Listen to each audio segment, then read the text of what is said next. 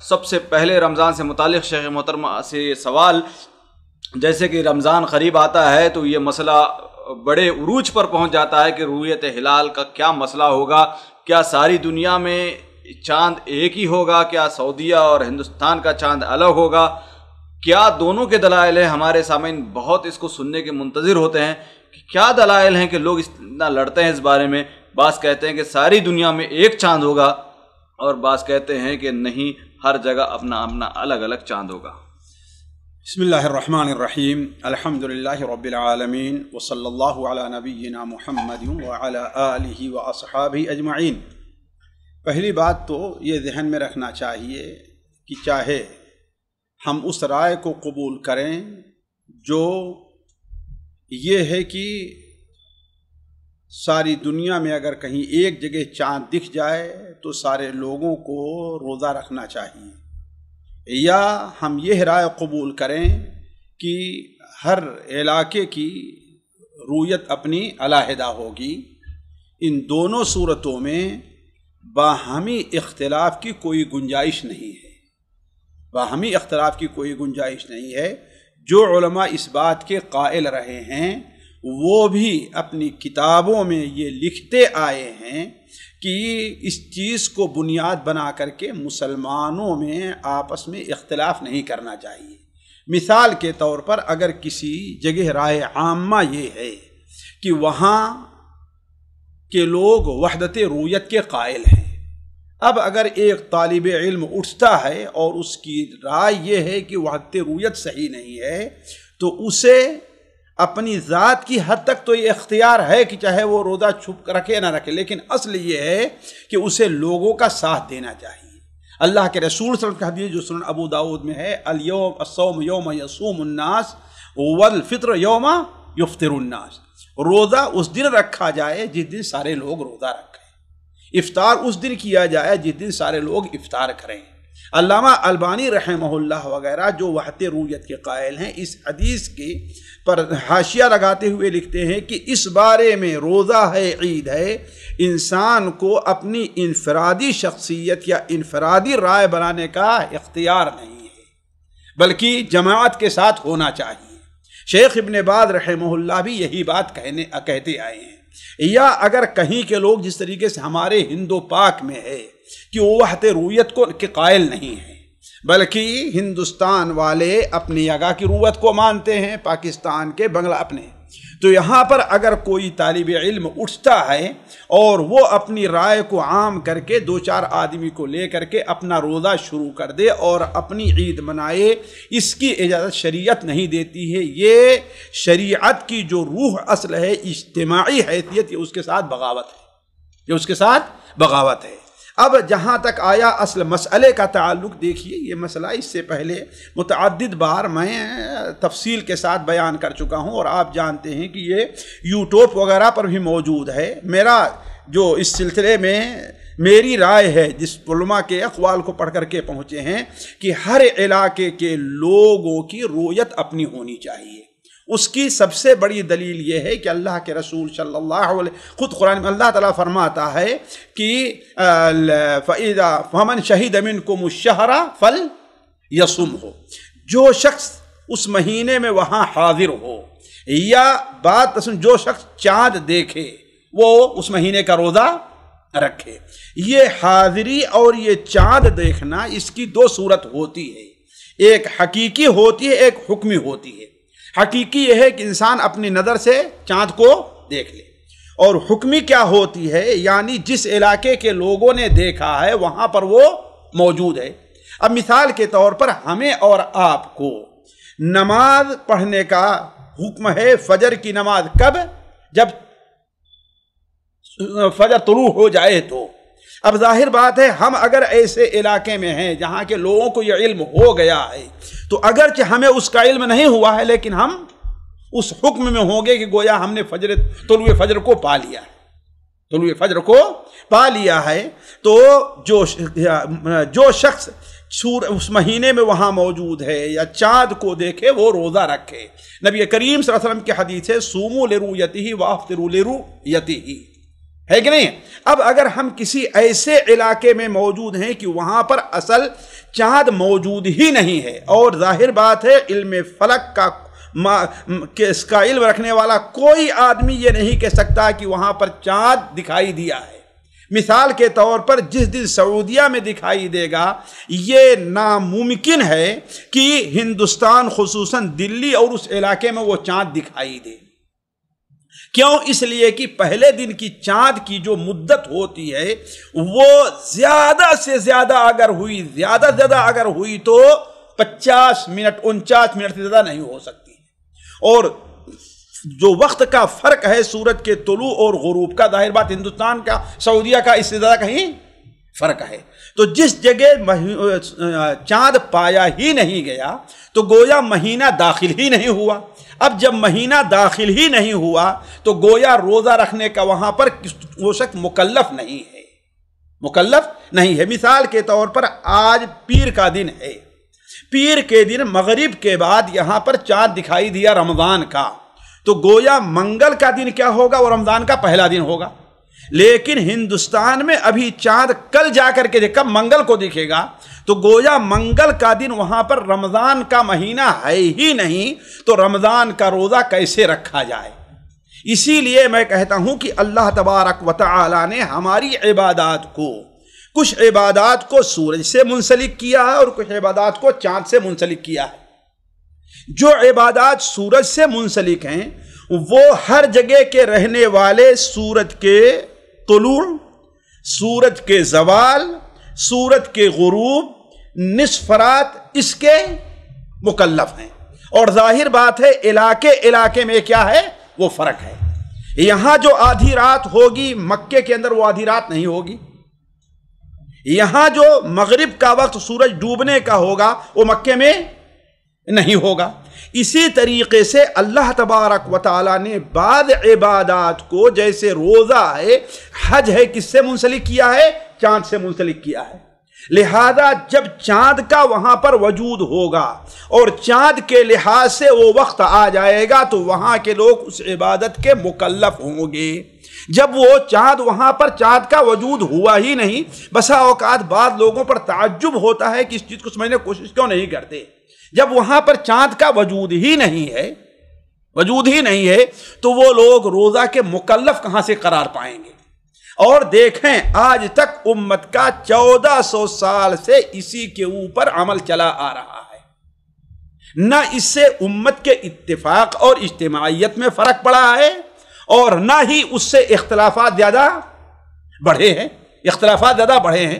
تو اس لیے آج تک امت جس راستے پر رہی ہے اسی کے اوپر رہنے دیا جائے، اور اپنی فلسفہ آرائی سے اس موضوع کو ایسا بڑھایا نہ جائے کہ امت کے اندر، بلکہ آپ دیکھتے ہیں ایک ہی گاؤں کے اندر، بلکہ بسا اوقات ایک ہی محلے کی جماعت میں کیا ہے تفرقہ بازی ہو جایا کرتی ہے۔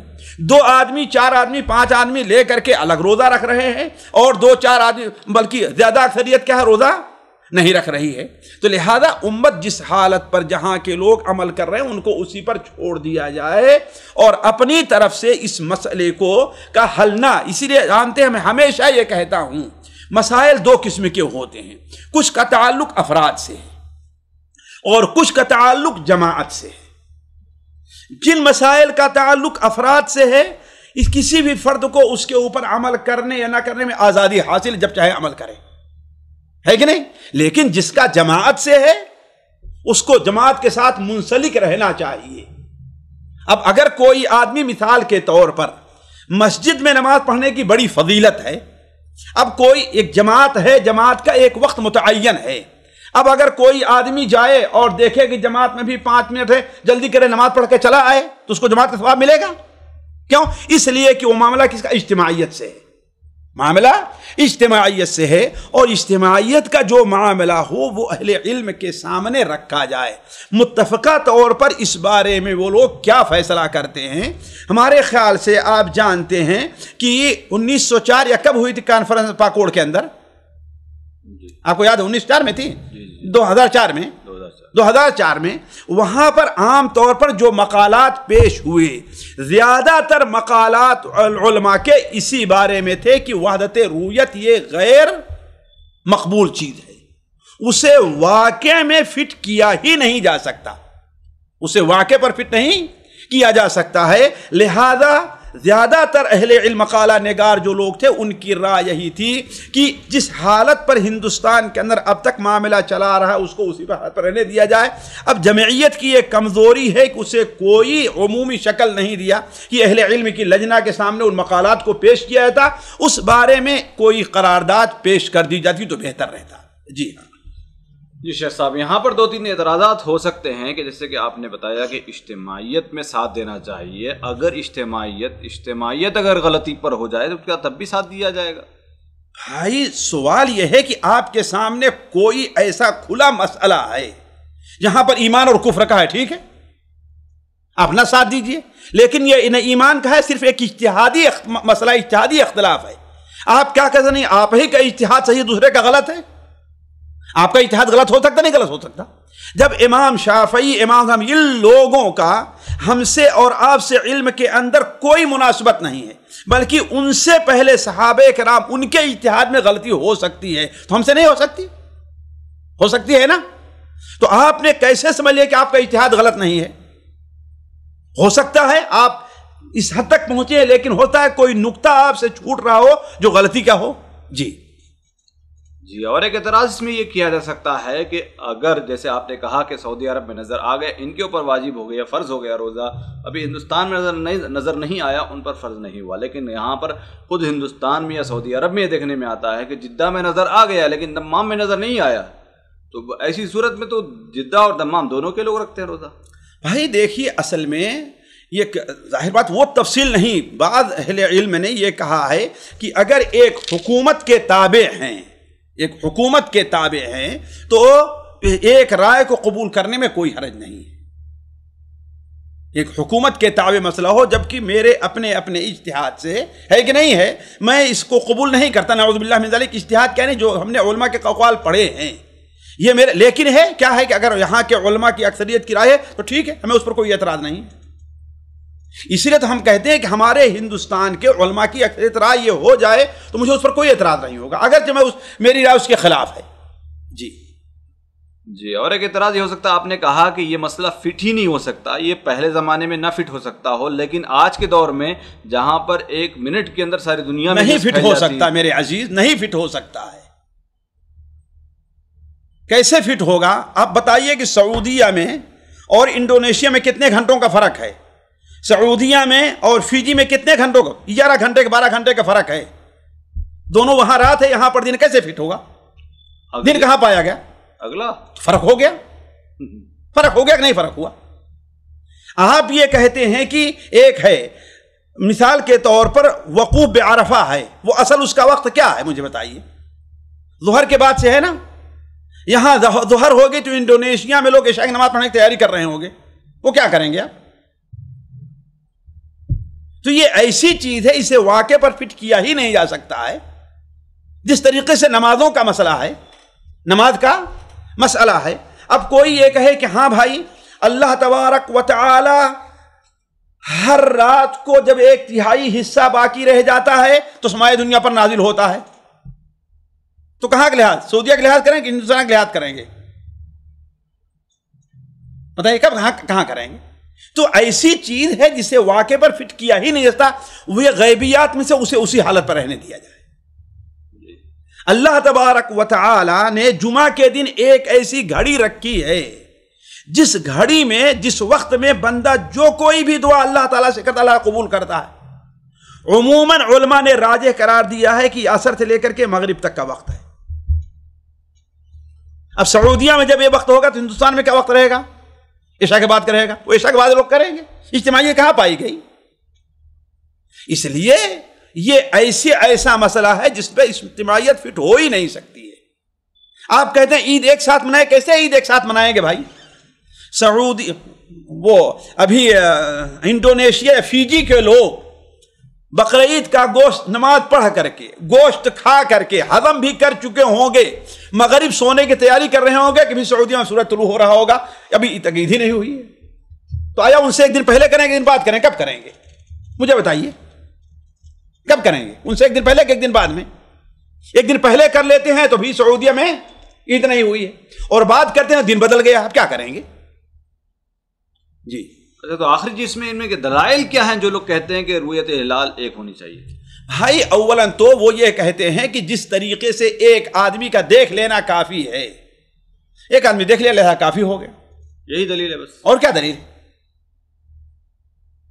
میں نے دیکھیے اس موضوع کا دراسہ کیا ہے، جیسے کہ معلوم ہے کہ ہم نے ایک کتاب بھی لکھی ہے، اللہ شاہد ہے کہ مجھے کوئی ایسی دلیل قوی نہیں مل سکی سوائے حجت کے کہ اس پر اعتماد کیا جا سکے بنیادی طور پر، بلکہ علامہ البانی رحمہ اللہ نے جو چیزیں لکھی ہیں ان کو بھی ہم نے دیکھا اور پڑھا، بلکہ علامہ البانی رحمہ اللہ کہتے ہیں وہ ابن تیمیہ وحدت رؤیت کے قائل ہیں، بات علامہ البانی رحمہ اللہ یہ ان کی بھول ہے، امام ابن تیمیہ وحدت رؤیت کے نہیں قائل ہیں، وہ تو کہتے ہیں اختلاف رؤیت کے قائل ہیں، وہ ان کے اختیارات فقہیہ میں جا کر کے دیکھ لیا جائے۔ جی اگلا سوال ہے، ساتھی پوچھتے ہیں کہ جیسے کہ مشارق اور مغارب کہہ کر حوالہ دیا جاتا ہے کہ مشرق زیادہ ہیں اور مغرب بھی زیادہ ہیں، تو یہ حدود کیا شرعی طور پر بنائی جائیں گی یا فلکیاتی طور پر بنائی جائیں گی؟ اللہ کے بندے، اس کا اصل موضوع سے تعلق کیا ہے؟ یہ الجھنیں کیوں پیش کی جاتی ہیں؟ مشارق اور مغارب، ٹھیک ہے، اس کا معنی کیا ہے؟ یعنی مثال کے طور پر یہ مشرق ہے، چاند ادھر نکل رہا ہے، ادھر نکل رہا ہے، ادھر نکل رہا ہے، سورج ادھر نکل رہا ہے، ادھر نکل، یہ مشارق اور مغارب ہے۔ نہ یہ کہ ایک مشرق ہندوستان کا ہے، ایک سعودیہ کا ہے، ایک پاکستان کا ہے، سب الگ الگ ہیں۔ یہاں پر سوال یہ پیدا ہوتا ہے کہ بمبئی میں اگر چاند نظر آ جائے تو ہندوستان کے کتنے علاقوں پر اس کا اعتبار کیا جائے؟ بھائی دیکھیے اصل میں ہر چیز جو ہے یہاں پر پیش کرنے کی نہیں ہوتی ہے، ظاہر بات اہل علم کے سامنے، اسی لیے ہم نے کہا یہ چیز رکھی جائے کہ ہندوستان کو اتنے زون میں تقسیم کر دیا جائے جہاں کی وحدت ایک ہو، اور یہ کوئی مشکل کام نہیں ہے، یعنی ابھی تک کیا نہیں گیا، ظاہر بات ہے نہیں۔ اور دیکھیے عموماً جو ہم دیکھتے آئے ہیں اپنے بچپن سے، بامبے اور ہمارے یہاں الہ آباد، یہاں کی رؤیت میں فرق نہیں پڑتا ہے، رؤیت میں فرق نہیں پڑتا۔ دلی اور ہمارے یہاں اس طرف یو پی طرف، وہاں رؤیت میں فرق نہیں پڑتا ہے۔ ابھی تعجب کی بات تو یہی ہے کہ سارے ہندوستان میں جب ہم بھی دیکھتے ہیں بچپن سے، کیرلا میں عید الگ ہوتی ہے، باقی سارا ہندوستان دلی کی رؤیت پہ بھروسہ کرتا ہے۔ کیرلا آپ دیکھتے ہیں کہ کافی جو ہے وہ اندر مغرب کی طرف ہے، تو ہو سکتا ہے وہاں، جی ہو سکتا ہے کہ وہاں فرق پڑتا ہو، اگر دیکھ لیتے ہیں ہم سے پہلے تو کوئی حرج نہیں رکھیں، لیکن وہاں دیکھیں، اور کلکتہ میں تو یقیناً نہیں دکھ سکتا ہے، کلکتہ میں یقیناً دیکھ سکتا۔ ابھی آپ مثال دوں گا میں، یہاں پر ایک ہے کیرلا، دوسرا ہے بنگلور اور حیدرآباد، اور تیسرا ہے دلی۔ اگر حیدرآباد کے لوگ دلی کے چاند کو قبول کر لیں گے لیکن کیرلا کے چاند کو قبول نہیں کریں گے جبکہ وہ قریب ہے، یہ الگ مسئلہ۔ دیکھیے دلی اور حیدرآباد کا آپ دیکھیں گے تو اصل جو چاند کا جو فرق ہوتا ہے وہ شمال اور جنوب سے، اتنے مشرق اور مغرب کی طریقے سے ہوتا ہے۔ دلی سے حیدرآباد جنوب میں ہے، مغرب میں نہیں ہے نا، اس لیے دلی اور حیدرآباد کے چاند میں فرق نہ پڑنا یہ عادی سی چیز ہے۔ جی یہاں پر یہ جو شک پیدا ہوتا ہے کہ یہ جو چاند دیکھنے کا جو رواج بنا لیا ہے لوگوں نے، یہ صرف کنٹری وائز بنا لیا گیا ہو، ملکی طور پر، بس ہر ملک اپنا اپنا، ایک جگہ دیکھ لو کہیں پر بھی۔ یہ بات غلط ہے، ہر جگہ کے لوگ دیکھتے ہیں، یہ کس نے کہا ہے؟ یہ تو لوگوں کی بلا وجہ کا اتہام بازی ہے ان کو، ممبئی میں دیکھ لے اور کلکتہ میں عید ہو جائے۔ بھائی کلکتہ والے بھی دیکھتے ہیں، کلکتہ والے بھی دیکھتے ہیں، کون کہتا ہے کہ وہاں کے لوگ نہیں دیکھتے؟ کتنا دور پڑتا ہے ممبئی اور کلکتہ سے؟ کتنا دور پڑتا ہے؟ یہ مشرق اور مغرب۔ بھائی بامبے جو ہے خاص مکمل مغرب میں نہیں ہے، دیکھیں کلکتہ سے جنوب مغرب میں پڑتا ہے۔ جی تو علی کل حال یہ مسئلہ اہل علم کے درمیان بیٹھ کر کے حل کرنے کا ہے، ہمارے آپ کے اسٹیج بیٹھ کے حل کرنے کا نہیں ہے۔ جی اگلا سوال ہے، ساتھی پوچھتے ہیں کہ کیا رویت میں عورت کی گواہی قبول کی جائے گی؟ نہیں، اگر کی جائے گی تو کتنی عورتیں ضروری ہیں؟ بھائی دیکھیے شریعت کے اندر کوئی ممانعت نہیں ہے، نہ کوئی تحدید میرے نظر سے گزری ہے کہ مرد ہی چاند دیکھے تبھی رمضان مانا جائے گا ورنہ نہیں۔ جی اگلا سوال ہے، ساتھی پوچھتے ہیں کہ اگر حکومتی سطح پر رؤیت ہلال میں غلطی ہو جائے اور ایک دن کا روزہ چوک جائے تو کیا سب ایک دن کا روزہ قضا کریں گے یا نہیں؟ ہاں، اگر وہاں کے اہل علم جو ہے یہ فیصلہ کر دیتے ہیں کہ ٹھیک ہے، اور ظاہر بات یہ اسی صورت میں دیکھا جائے گا جب کہ اولاً رمضان ختم ہونے سے پہلے معلوم ہو، یا یہ ہے کہ رمضان 28 دن کا ہو جائے، رمضان 28 دن کا ہو جائے لیکن رمضان 29 دن کا ہوا، سارے لوگوں نے روزہ رکھ لیا، عید منا لی، اب بعد میں جو ہے علم ہیئت والے اپنا مسئلہ چھوڑ رہے ہیں تو اس کی قبول نہیں کیا جائے گا۔ جی سامعین اکرام، ہمارے علمی اور عوامی دروس اور سوال و جواب کی مجلسوں سے آپ خود بھی مستفید ہوں اور اپنے دوست و احباب کے ساتھ بھی شیئر کریں۔ عین ممکن ہے کہ آپ کے شیئر سے کسی کی اصلاح اور آپ کے لیے صدقہ جاریہ بن جائے۔